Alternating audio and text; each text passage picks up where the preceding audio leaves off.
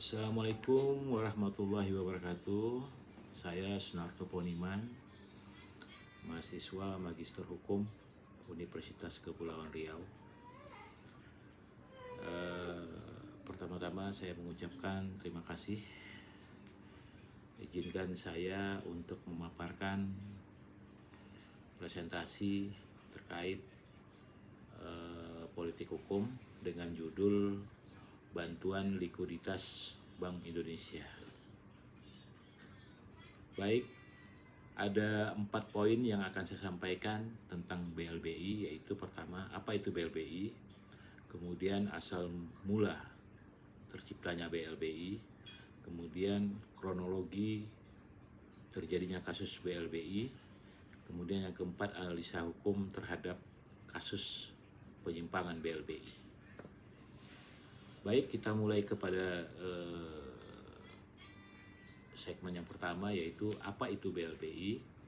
BLBI adalah Bantuan Likuiditas Bank Indonesia atau biasa disebut BLBI, sebuah program bantuan finansial yang diberikan oleh Bank Indonesia kepada bank-bank di Indonesia pada saat terjadinya krisis moneter yang sangat parah pada tahun 1997 hingga tahun 1998.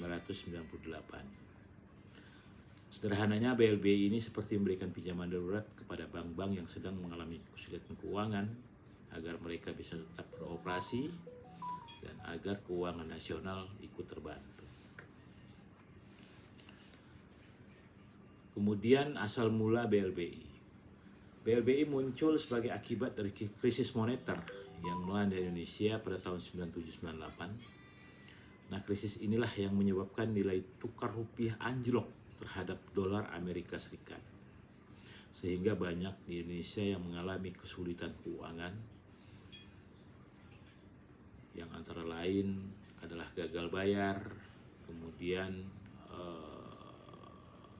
aksi borong US dollar, dan termasuk mata uang lainnya, sehingga menyebabkan rupiah kita anjlok. Nah, proses terjadinya BLBI yang pertama yaitu krisis moneter. Krisis moneter yang melanda Asia Tenggara termasuk Indonesia menyebabkan ketidakstabilan ekonomi dan kepercayaan terhadap masyarakat kepada perbankan. Nah, kemudian yang kedua, penarikan dana besar-besaran. Masyarakat mulai panik dengan kondisi dolar dan ekonomi yang tidak stabil, dan kemudian ada isu juga bank-bank gagal bayar terhadap utang-utang mereka. Nah, sehingga masyarakat mulai menarik dana mereka secara besar-besaran dari bank-bank tersebut, terutama bank swasta. Hal inilah yang membuat likuiditas bank semakin menipis dan mengancam sistem stabilitas perbankan.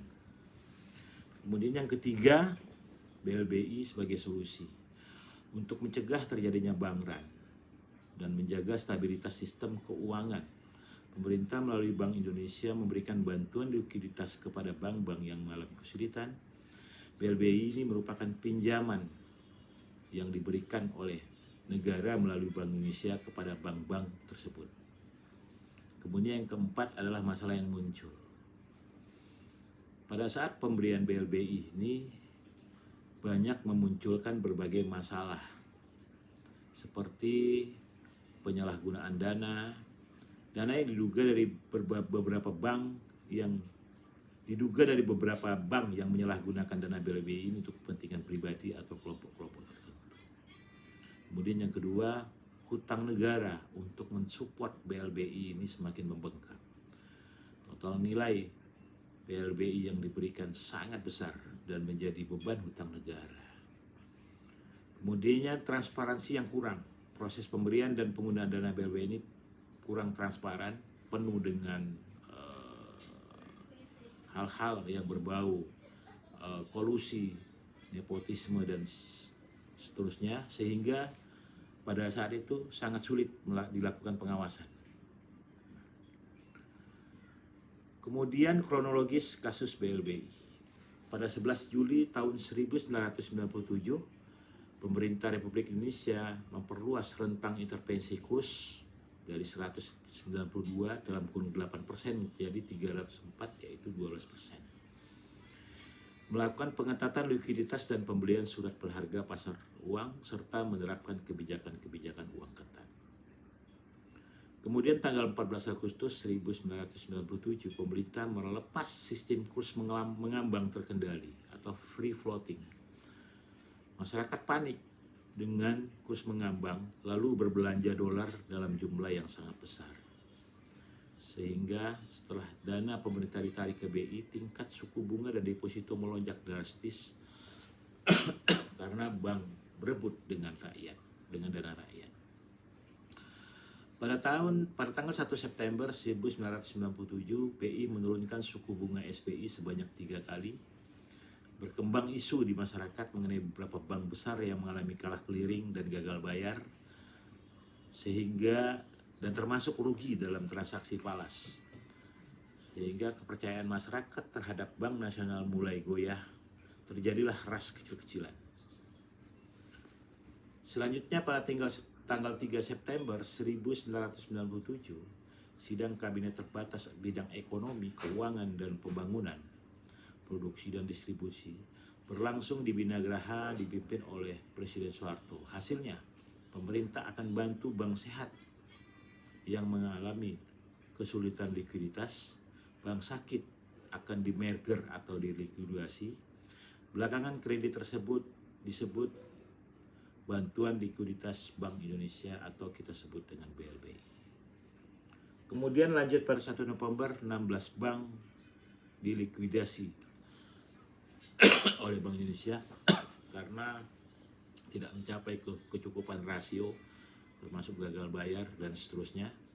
Kemudian selanjutnya pada tanggal 26 Desember 1997, Gubernur Bank Indonesia Sudrajat Jiwandono melayangkan surat ke Soeharto memberitahukan kondisi perbankan nasional yang terus mengalami saldo debit akibat tekanan penarikan dana nasabah.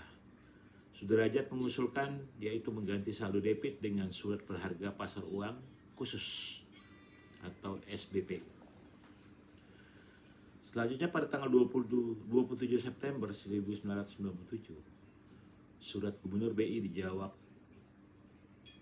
dengan surat nomor R183/M/12/1997 yang ditandatangani oleh Mensesnek Murdiono. Isinya, Presiden menyetujui semua saran Direksi BI untuk mengganti saldo debit bank dengan SBPU khusus agar tidak banyak bank yang tutup yang dinyatakan bangkrut.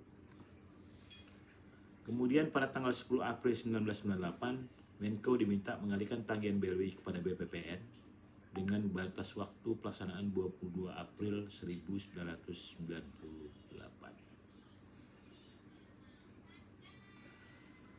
Kemudian Mei 1998 BLBI yang dikucurkan ke 23 bank mencapai 164 triliun. Dana penjamin antar bank 54 triliun, biaya rekapitulasi 103 triliun. Adapun penerima terbesar hampir 2/3 dari jumlah keseluruhan pinjaman BLBI tersebut. 4 bank yang memperoleh pinjaman yang paling besar yaitu BDNI sebesar 37,39 triliun, BCA 26,596 triliun, kemudian Danamon 23,046 triliun, dan terakhir Bank Usaha Negara atau disebut BUN yaitu 12,67 triliun. Selanjutnya pada tanggal 4 Juni 1998 pemerintah diminta untuk membayar seluruh tagihan kredit perdagangan dalam kurung LC. Kita itu ada ekspor import. Jadi kita yang ekspor itu disuruh segera atau produk-produk import kita disuruh membayar seluruh LC bank dari dalam negeri oleh kesepakatan Frankfurt. Ini merupakan prasyarat agar LC yang diterbitkan oleh bank dalam negeri bisa diterima dunia internasional. Jadi pemerintah terpaksa memakai dana BLI senilai 1,2 miliar dolar atau sekitar 18 triliun pada kurs 14.000 pada waktu itu untuk menutupi dan melunasi semua LC yang ada di dalam negeri. Nah, kita sampai kepada analisa hukum kasus BLBI. Ada beberapa bentuk perilaku penyimpangan dalam kaitannya dengan BLBI yang dapat diklasifikasikan sebagai tindak pidana. Di antaranya saldo debit, yaitu penyimpangan dalam melakukan penarikan tunai dan transfer dana ke cabang-cabang bank yang bersangkutan meskipun rekening bironya di Bank Indonesia bersaldo besar. Kemudian yang kedua, fasilitas diskonto.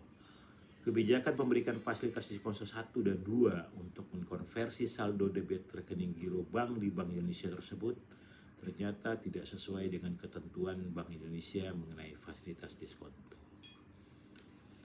Kemudian yang selanjutnya, fasilitas surat berharga pasar uang khusus. Kemudian yang selanjutnya, dana tarangan falas, di mana Bank Indonesia telah memberikan penafsiran yang berlebihan terhadap hal-hal yang disepakati dalam Frankfurt Agreement, kurang memperhatikan prosedur-prosedur yang menjamin prinsip kehati-hatian dalam pemberian dan talangan falas. Nah, berdasarkan uraian di atas terbukti bahwa Bank Indonesia melanggar hukum tindak pidana, yaitu pertama, tidak konsisten dalam melaksanakan peraturan-peraturan yang sudah dibuatnya dan yang sudah disetujui oleh Presiden.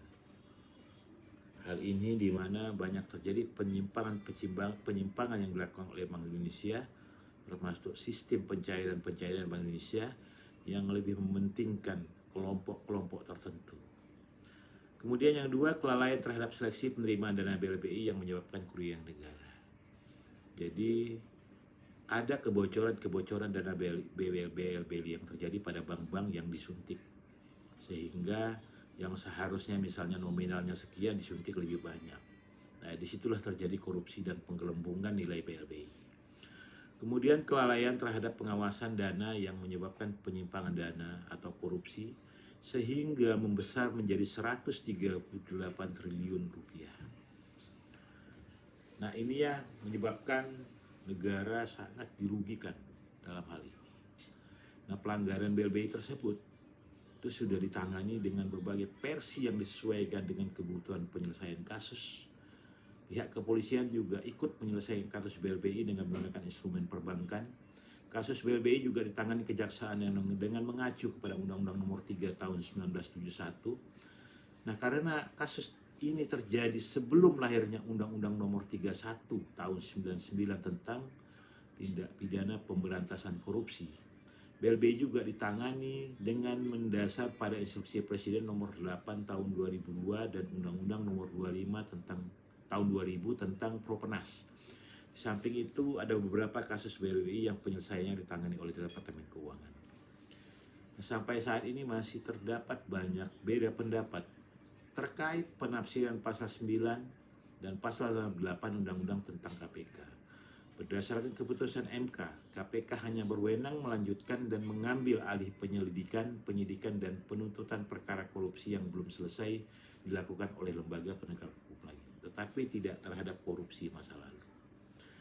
Nah, inilah yang menjadi permasalahan kita hari ini, sehingga sampai saat ini kasus BLBI itu masih mengambang.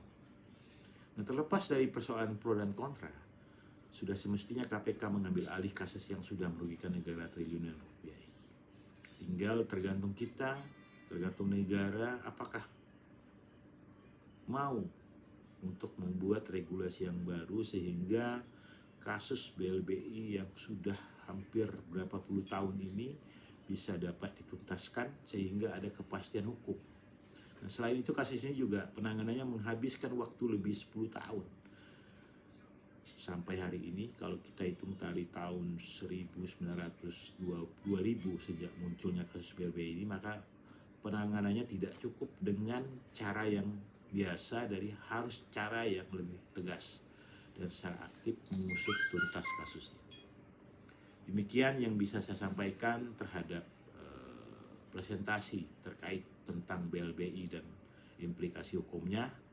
Kesimpulannya, saya berharap agar kasus-kasus BLBI ini dapat dituntaskan dengan baik sehingga pemerintah dapat merecovery dan dapat mengambil kembali uang yang hilang terhadap penyaluran BLBI ini, sehingga dapat menjadi pemasukan negara kembali untuk menutupi hutang-hutang kita kepada luar negeri. Demikian yang dapat saya sampaikan, semoga ini bermanfaat bagi kita semuanya. Lebih kurang saya mohon maaf. Assalamualaikum warahmatullahi wabarakatuh.